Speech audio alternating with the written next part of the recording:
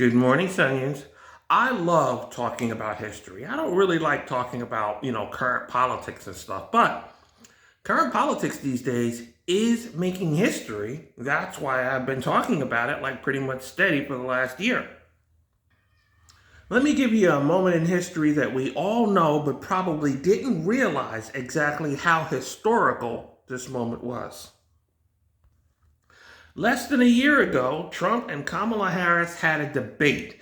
And I'm telling you, I could read her mind. There was a moment when Kamala was just like, whoa, I got this, I got this. It is over. You might as well just swear me in right now. There is no way I am losing this election.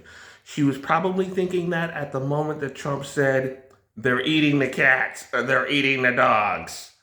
Yeah, you know what I'm talking about. In that moment, Trump made a ridiculous statement, which me personally, I'm thankful for. I must have used that sound about 12 times because that actually was the point. He was creating a sound. He was creating a media thing. Doesn't matter if the whole cats and dogs thing was actually true. He knew, that everybody was going to start talking about it, going to start using it. And it was that power that pushed him towards the presidency. See, Kamala probably thought, no way, we're going to elect somebody who's saying some bull crap like that. But no. She's actually wrong. It's actually the complete opposite. Trump gets away with looking like an idiot when you do not see the actual genius moves that he's making. It's like a magician. You don't really see what the magician is doing. Okay, you never see what the right hand is up to. What is my hands doing right now? You don't know. This is what Trump does. Okay, he talks to you. He's all in your face, but you don't know what his hands are doing. So he gets us used to the ridiculousness. Yeah, so he can name the Gulf of Mexico, the Gulf of America. Why? Is it because it's important to him? No, he's just renaming it because he knows it'll be a top topic in the news, especially if he starts saying, "Oh no, you ain't coming to my press conference if you don't say the Gulf of America." All right, he creates a talking point. He really named it the Gulf of America because he pretty much plans on taking over the Americas, North and South. Okay, that's kind of like in the back of his brain. That's what he was going. See, that's the hand you don't see. You don't see that hand. Yeah, I want to take over both continents.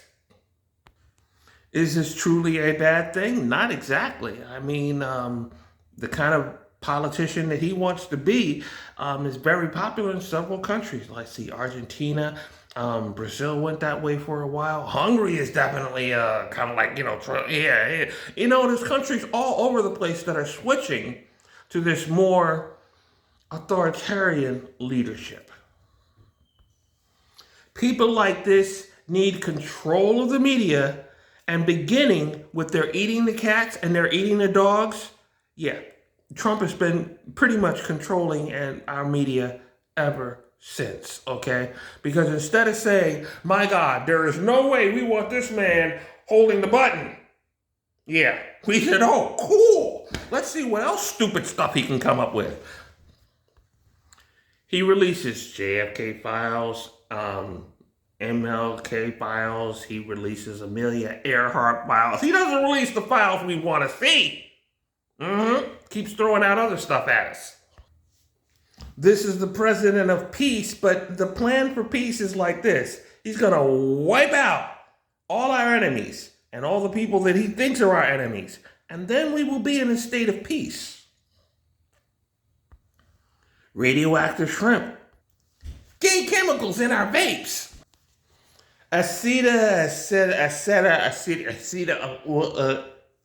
that set pronounced?